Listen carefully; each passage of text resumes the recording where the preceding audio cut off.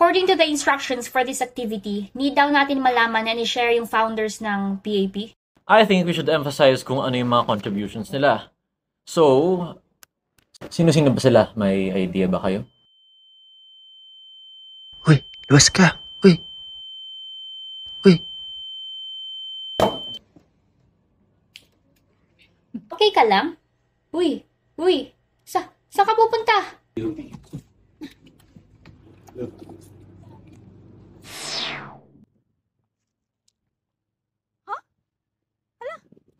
Nasaan ako?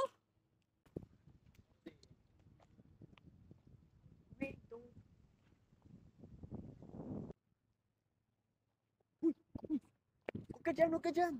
Excuse me? Sino ka ba, ha? Ikaw ba nagdala sa akin dito, ha? Ikaw yun, no? Nasaan ba tayo ngayon? Saan mo ba ako dinala? Nandito tayo ngayon sa... Good day, ladies and gentlemen.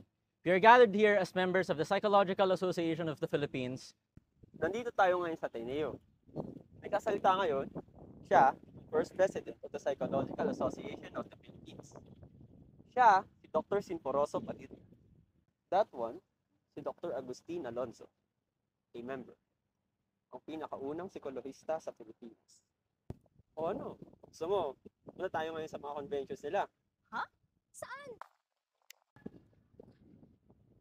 Nasaan na naman tayo ngayon? Nandito tayo ngayon sa kanilang First National Convention. Simula dito, gaganapin na to annually. Pero matanong ko lang, bakit ako? Bakit hindi? Hindi kasi yun. I mean, bakit mo ako dinala dito? For what? Di ba yun din yung pinag-uusapan nyo kanina? Sa pag-alala natin sa kanila, is a way to commemorate their hard work. Na kung saan, thanks to them, psychology field is what it is now sa Philippines.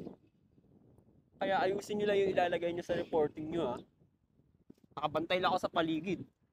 Naku na lang talaga pag di pa naging maayos yun. Sige, I will make sure to put everything I saw today.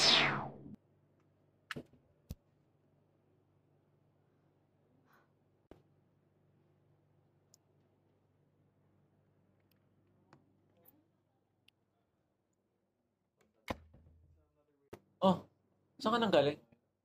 Wala.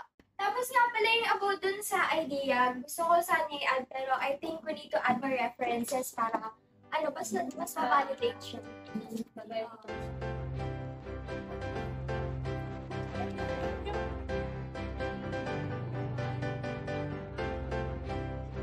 Hotdog, 1, 2, hotdog, 1, 2, hotdog, 1, 2, hotdog.